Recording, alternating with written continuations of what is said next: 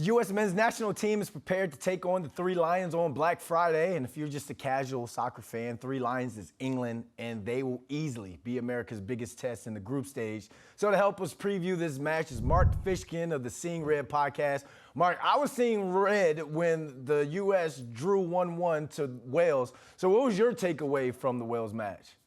Yeah, I thought the U.S. played a fantastic first half against Wales, highlighted by Tim Weah's superb finish.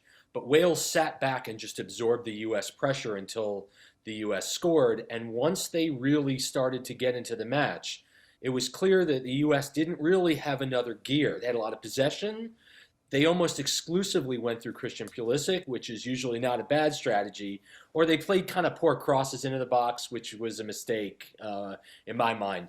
The U.S. has a lot more attacking skill than just Pulisic, and they became a little bit predictable. U.S. coach Greg Berhalter, in my mind, made a mistake by leaving Gio Reyna on the bench. That kid provides a big spark, and the fact that he didn't play left me kind of baffled. Yeah, it left a lot of fans baffled. Let's talk about this England match now, because after beating Iran 6-2, it's going to be a hard match for them. So if America was to pull off the upset, how do they do it? Yeah, keep in mind that the English national team is the most valuable national team in the world. Their entire lineup has a value of almost $1.3 billion, which is more than 4 times more than the U.S.'s lineup. So how can the U.S. go out there on Black Friday and get 3 points? They're going to have to defend for their lives. But for my money, it's in the key second half substitutions that Berhalter can make an impact. If Reyna's not starting, he absolutely has to get meaningful minutes because he can change a game. He's fearless. Matt Turner was great in net against Wales, and he's got to get the nod as well. They can make this happen. They can nick a goal, maybe earn a penalty, but they're going to, like I said, have to have the defensive output of their lives. This tournament has seen a ton of upsets so far. Saudi Arabia beat Argentina, and a few hours ago, Japan beat Germany. Anything can happen in the World Cup.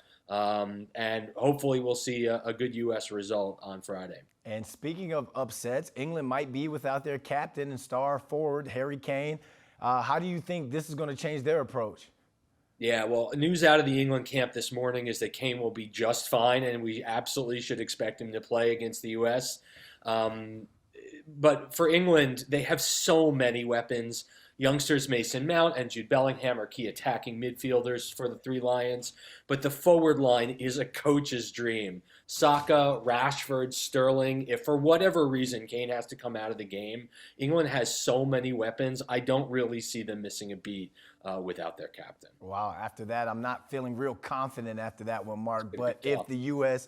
does lose this match, is there still a path out of the group stage? Yeah.